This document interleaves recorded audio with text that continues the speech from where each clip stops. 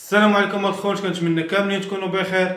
مرحبا بكم في فيديو جديد وقضيه جديده. القضيه اللي غادي نقول لكم اليوم انا متاكد انها غادي تجيكم قضيه غريبه ديال بصح، وهي القضيه ديال اللاعب اشرف حكيمي، اللاعب المغربي المحبوب، والقضيه ديالو بحيث انهم اتهموه بجريمه خطيره ديال بصح، بحيث انهم اتهموه بانه تعدى على واحد الفتاه العمر ديالها 24 سنه. وهذا الشيء اللي كانت كشفت عليه واحد الصحيفه فرنسيه اللي الاسم ديالها لو باريزيان. فكتقول هذه الصحيفه بان واحد البنت عندها 24 عام مشات نهار الحد في الليل عند الشرطه وبلغت باشرف حكيمي بانه اغتصبها وتعدى عليها في المنزل ديالو.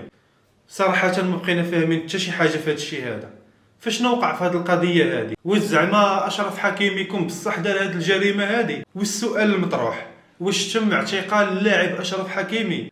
هادشي اللي غادي نعرفو في هذا الفيديو هذا. ولكن قبل ما نبداو كيف العاده ما تنساش تخلي معك واحد لايك، ابوني وبارطاجي الفيديو، وكتب شي كومونتير زويون كتب فيه شي حاجه اللي بغيتي كتبها فيه، وبارطاجي الفيديو كيف ما قلت لك باش يوصل للناس واحد اخرين ويعرفوا شنو كاين. ويلا شدوا شي بليصه زوينه وركزوا معايا مزيان باش نشرح لكم شنو واقع في هذه القضيه، حيت اليوم غادي نهضروا على قضيه اشرف حكيمي. هذه القضيه بدات ما بين السبت والاحد ديال الاسبوع السابق، وهذا الوقت هذا نفسه اللي كانت لعبه فيه الفرقه ديال حكيمي باري ضد مارسيليا، واللي تفوقت فيها باري على مارسيليا بثلاثه الاهداف لصفر. واللاعب اشرف حكيمي ما كانش لاعب في ذيك المباراه حيت كان مصاب وكان كيتفرج للمباراه من المنزل ديالو، بالاضافه لان الزوجه ديالو ما كانتش في الدار حيت كانت كدوز واحد العطله في الامارات، بالضبط في دبي. في ديك الليله بالضبط اللي كان ملعب فيها الماتش، اشرف حكيمي كان جالس كيتفرج في الاصدقاء ديالو، كيتفرج في المباراه،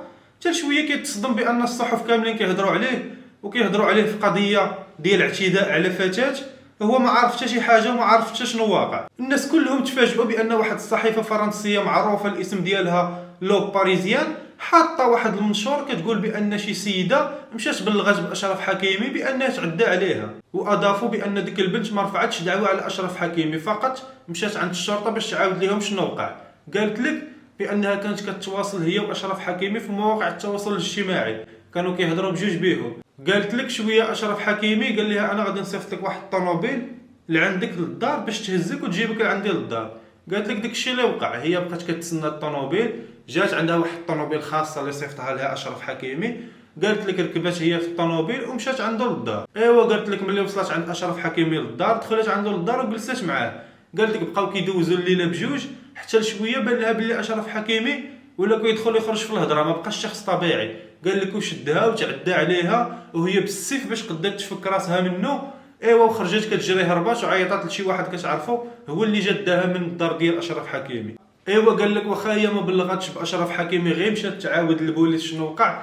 قال لك تفتحات قضيه في هذا الموضوع باش الشرطه تعرف بصح شنو كاين وتعرف واش هذا الشيء بصح او لا غير كذوب. ايوا اشرف حكيمي ملي سمع هاد الهضره كتقال عليه ما قال حتى شي حاجه وبقى ساكت، ولكن ما قدش يبقى ساكت دائما، حيت نهار الثلاث اللي فات اشرف حكيمي ناض وجاوب على هذا الشيء هذا وجاوب على هذه الاتهامات اللي كتوجه ليه.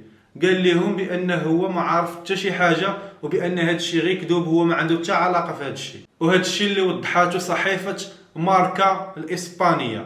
قال اشرف حكيمي بانه ما كيعرفش كاع هذا الشيء هذا وما عارف حتى شي حاجه وما عنده حتى شي علاقه بهذا الشيء نهائيا. ولا لاحظنا بان اصلا اشرف حكيمي ملي كان في الحفل ديال الاتحاد الدولي لكره القدم اللي كيعطيو فيه الجوائز للاعبين، اشرف حكيمي كان كيضحك وكان ناشط، يعني عادي. يعني هادشي كيزيد ياكد بانه ما كانش متوتر او لا شي حاجه او خايف من شي حاجه، يعني عارف راسو راه ما داير حتى شي حاجه. وهذا الحفل هذا راكم كلكم غادي تكونوا شفتوه للاسم ديالو دابيس، اللي كانوا كيوزعوا فيه الجوائز على اللاعبين، يعني احسن لاعب في العالم، احسن حارس في العالم.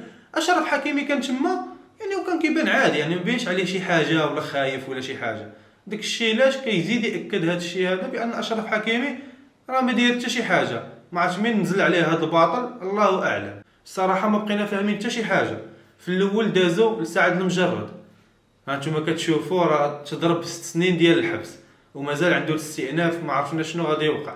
ودابا عاوتاني دازو اشرف حكيمي لصقوا له هذه التهمه هذه، نفس التهمه اللي عند سعد المجرد هي دابا عند اشرف حكيمي، شويه عاوتاني تلقاهم غاديين لعند اناحي يقول لك تا هو عاوتاني يلصقوا له شي قضيه. صراحه ما بقينا فاهمين حتى شي حاجه في هذا الشيء، ما عرفتش واش هذا الشيء بصح او لا كذوب او لا هذه شي مؤامره، ما بقينا فاهمين حتى شي حاجه صراحه في هذا الشيء. المهم الاخوه الفيديو ديالنا ديال هذا النهار كيكون سهله، كنتمنى يكون عجبكم. ما تنساوش تكتبوا لي كاملين في الكومنتيرات الراي ديالكم في هذا الشيء، واش هذا الشيء بصح او لا كذوب او لا هذه شي مؤامره او لا شنو واقع، حيت ما بقينا فاهمين حتى شي حاجه في هذا الشيء هذا.